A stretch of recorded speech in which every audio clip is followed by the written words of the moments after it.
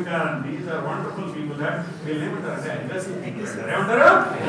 These are such nice people that they never blame themselves. They always blame others. You are mad with that. You are that. ఈ అమ్మాయి depress అనుకుని నేను చెప్తాను aggressive అనుకోండి ఈ time sense లేదు common sense లేదు అదే తిట్టాడు అనుకోండి సార్ నిన్న క్లాస్ మీరు కూడా లేటే వచ్చారు సార్ కదా అనొచ్చా అనకూడదా అనవసరం నన్ను అంటే నేను ఎవరినైనా నన్ను అనేది ధైర్యం నన్ను తిడతాడు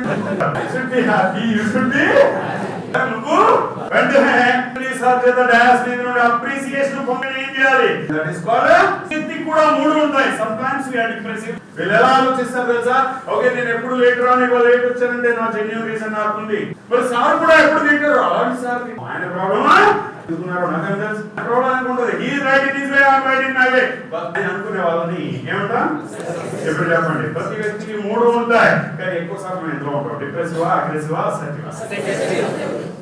అగ్రెసివ్ లో ఉండదు అలాగే డిప్రెసివ్ లో కూడా ఎలా ఉండాలి ఏం చేస్తారు సార్ ప్రతి వ్యక్తి ఎక్కువ తక్కువ అంటే ఎప్పుడైనా మీరు డిప్రెషన్ లో వెంటనే కమ్ అవుట్ అనుకోని ఇక్కడికి వచ్చారు అంటే జరిగిపోయిన దాని గురించి ఆలోచించొద్దు జరగాల్సింది ఏంటి అనేది ఫోకస్ చేయాలి అగ్రెసివ్ లో ఉన్నాను సార్ నేను అగ్రెసివ్ అసలుకి వచ్చేద్దాం అంటే ఎదురు వాళ్ళని బ్లేమ్ చేయదు మనల్ని మనం బ్లేమ్ చేసుకోవాలి నీ రెస్పెక్ట్ నీకుంటారు అక్కడ విషయం చక్కగా సాధ్యం ఉంటే సో ఇప్పుడు నేను సరదా చెప్తాను ఇప్పుడు పేరు ఏంటన్నా సమీర్ సార్ రోడ్డు మీద వెళ్తున్నాడు అయిపోతున్నాయి ఎవరో వచ్చి యూ మంకీ అన్నాడు మామూలు వెళ్తున్నాడు పోటీ అన్నాడు ఇప్పుడు ఆయన డిప్రెస్ అయితే ఎలా ఇంతమందిలో నన్నే అంటాడు అని ఫీల్ అవుతాడు డిసప్పాయింట్ అవుతాడు ఇక మూడో తావు అదే నా అగ్రెసివ్ యూ మంకీ అన్నాడు యూ డాంకీ పోతే నేను ఎందుకన్నాడు ఆలోచించారా నన్ను అంటే నేను ఎవరైనా ఇది రెండు మంచిది కాదండి ఓకే వాడు పోతే అని నన్ను ఎందుకన్నాడు నేను ఏమైనా కోతి పని చేయాలి అని కూడా వెళ్ళిపోతాడు పిచ్చోడి మాత్రం మనల్ని బాధ పెట్టడం అవునా అప్పటికి నీకు ఇన్ఫర్మేషన్ కాకపోతే పిలుచారు బాబు ఎందుకు నన్ను పోతాను వాడు రీజన్ చెప్పాడు అనుకో ఓకే అది ఏం రీజన్ చెప్పలేదు ఊరికే అన్నాడు పోతాడు ఊరికే అన్నాడు చెప్పాలనుకున్న పాయింట్ వేరే మ్యాటర్ ఏంటంటే మీరు మేధాలు జాయిన్ అయినప్పుడు మీరు అనుకున్నారు 1 month లో నా ఇంగ్లీష్ ఇంత డెవలప్ అయిపోతుంది ఇది బేస్ కదా 1 month లో చించేద్దాం 1 month లో నా ఇంగ్లీష్ ఇక్కడికి డెవలప్ అయిపోతుంది 45 days లో నా ఇంగ్లీష్ ఇక్కడికి డెవలప్ అయిపోతుంది అనుకున్నాం 1 month లో ఇంత డెవలప్ అవుతుంది 45 days లో అంతే ఫుల్ గా ఇక్కడికి వచ్చేస్తాం అనుకున్నావా లేదా ఎలా అనుకున్నావు ఏం వేస్తాం అనుకున్నావు నువ్వు స్పోకెన్ ఇంగ్లీష్ ఆల్రెడీ నేర్చుకున్న పరిశీలించా నీ మైండ్ సెట్ కి నీ మెథడ్కి నీ లెర్నింగ్ ప్రాసెస్ కి నీకు ఇంత డెవలప్ అవుతుంది అదే కాన్ఫిడెన్స్ రావడం అనుకోండి బేస్లు ఉంటాయి కదా ఎలా అనుకున్నావు నీ స్టార్ట్ లేదా మేధా టీచింగ్ ప్యాటర్న్ ఏంటి అవసరం పెట్టావా అంతా స్టడీ చేసావా నీ మైండ్ సెట్ కి ఇంత డెవలప్మెంట్ వస్తుందని ఎలా అనుకున్నావు అనుకుంటామండి 4,000 కట్టినప్పుడు 1,00,000 అనుకుంటాం అన్నిటికీ రీజన్స్ ఉండవు అదే అన్నిటికీ రీజన్స్ అనుకుంటాం అంతే అనుకున్నాం వచ్చాం ఇప్పుడు కర్మగాలు 4 రోజులు అయింది ఇంగ్లీష్ ఇక్కడికి రాలే ఇక్కడికి వచ్చి ఆగింది నువ్వు అనుకుంది ఇంత పాపం నీకు ఇంతే డిప్రెస్ ఎలా ఫీల్ అవుతుంది 4 రోజులు అయిపోయింది ఇక్కడికి వస్తుంది అనుకున్న ఇంగ్లీష్ పాపం ఇక్కడే ఆగిపోయింది నువ్వు అనుకున్న దాంట్లో సగం కూడా రాలేదు ఇప్పుడు నువ్వు డిప్రెసివ్ అయితే అలా ఫీల్ అవుతావు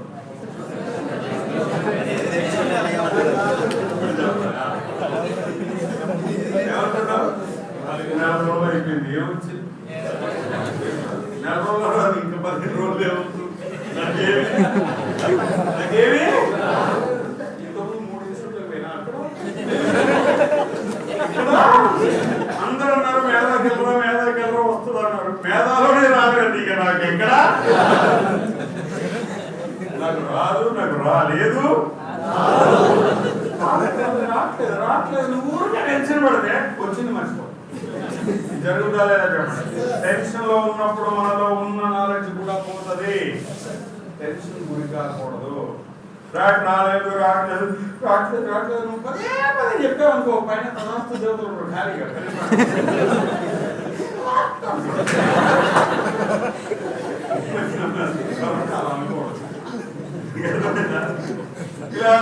రావట్లేదు నువ్వు అంటావు, డిప్రెషన్ గురవుతావు. అప్పుడు వచ్చింది మర్చిపోయి చేస్తావు. కాబట్టి డోంట్ ఫాల్ ఇంటూ ఇది డిప్రెసివ్ వాళ్ళ ఆలోచన. అగ్రెసివ్ వాళ్ళని ఏం ఆలోచిస్తారు?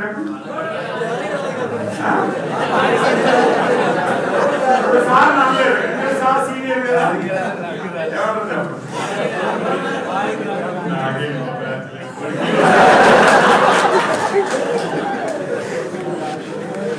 ఎవరికి రాపోయినా ఇంకొకరు నేను ఫస్ట్ టైం కదా మామిడి సెకండ్ చేస్తాను.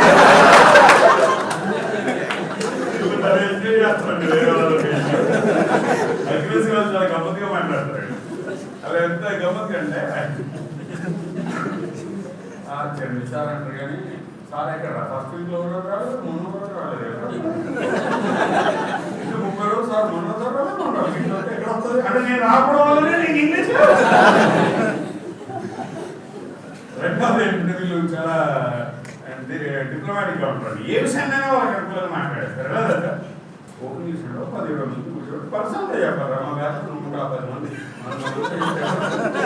100 మంది చెప్తే 100 మంది అటెండ్ చేయాలి. అదే వాళ్ళ బ్యాచ్ 10 మంది ఉన్నారు అనుకో, మా బ్యాచ్ లో 10 మంది ఇంట్రెస్టే అంటే నీకు 10 మంది ఉంటే రాదు, 100 మంది ఉంటే అసలు ఎంతమంది ఉంటే నీకు ఇంగ్లీష్ వస్తుంది? నీకు ఎంతమంది ఉన్నారు మాట్లాడేది 2-3 తోటే, అవునా కాదు? నువ్వు 100 మంది ఉన్నా 20 మంది ఉన్నా నువ్వు ఫ్రెండ్షిప్ చేసి రోజు మాట్లాడు 4-5తో ఉంటుంది. అది 10 మందా 100 మందే కాదు. సో కాబట్టి don't be depressive, don't be ఎలా ఉండాలి, ఎలా ఆలోచించాలి. 1 మంత్ అయితే అనుకున్నంత రాలేదు, ఇక్కడికి ఎందుకు వచ్చిందంటే ఏమో నా మైండ్ సెట్ కిందే వస్తాయి. Number 1. Number 2, sir 7 days 7 speeches ఇవ్వమన్నారు. నేను ఇచ్చానా లేదా?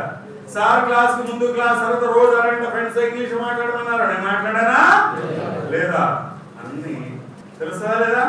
ఒక రిపోర్ట్ వస్తుంది, దాన్ని బట్టి నువ్వు ఎందుకు రాలేదని నీకు తెలుసు. లేదా నువ్వు సార్ చెప్పిన అన్ని చేసాక కూడా ఇంకా రాలేదనుకో, అప్పుడు అనుకోవాలి ఎస్ రాలేదు అంటే నా ఎబిలిటీకి ఇంతే వస్తుంది. ఇప్పుడు నేను రోజు 2 గంటలు కేటాయిస్తున్నాను, అందుకే ఇంత వచ్చింది. కాబట్టి రేపటి నుండి ఇంకా past is past, 1 month is over, but next 15 days నా చేతిలో ఉంది. రేపటి నుండి రోజు 4 hours కేటాయిస్తాను. ఈ రిజల్ట్ కూడా ఇక్కడ తెచ్చుకుంటాను. నెక్స్ట్ 15 days డిఫరెంట్ గా వర్క్ చేస్తానని యాటిట్యూడ్ మార్చుకుని, వర్కింగ్ స్టైల్ మార్చుకుని ఎక్కువ టైం కేటాయించి సీరియస్ గా వర్క్ చేస్తారు కదా, వీళ్ళు ఏమంటారు అంటే past is past. Put a curtain on the past, open a window for the future through which you can see the rest of the world.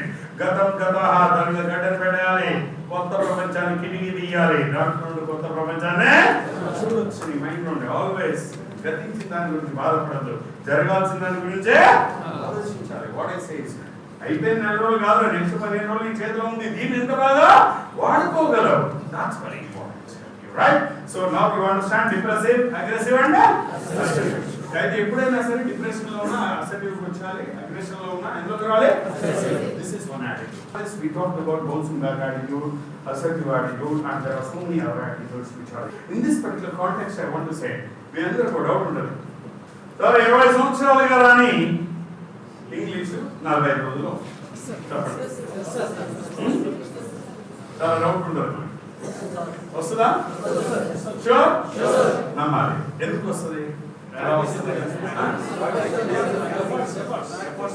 రావడానికి యాక్చువల్ గా దీనికి thing is that assertive attitude తో ఉండాలి అంట. Positive attitude అంటే తెలుసా?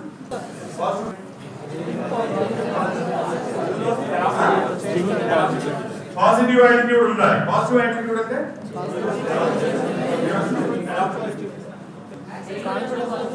Positive attitude అంటే think positive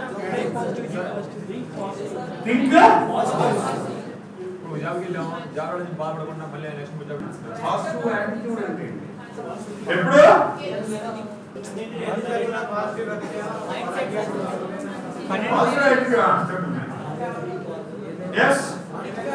ఇప్పుడు ఎగ్జామ్ లో ఫెయిల్ అయ్యావు, ఎగ్జామ్ లో ఫెయిల్ అయితే పాజిటివ్ యాటిట్యూడ్ ఉండాలి. అదేంటి?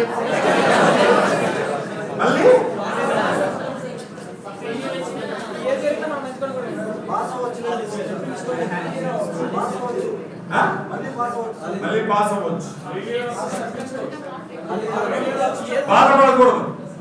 బాధపడకుండా ఎలా ఉంటాం? ఇప్పుడు నేను సింపుల్ గా నేను ఎట్టిన టీమైన కొన్ని పాజిటివ్గా తీసుకోండి,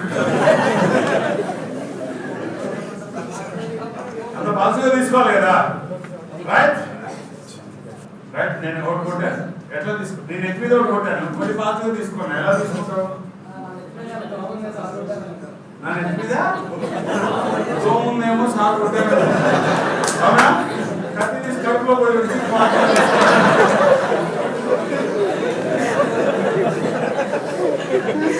కడుపులో పొడిచాను, పొడిచి పాజిటివ్గా తీసుకోవాలి. ఎలా తీసుకున్నాను? ఇక్కడ అంటే దోమ ఉంది అనుకున్నాను.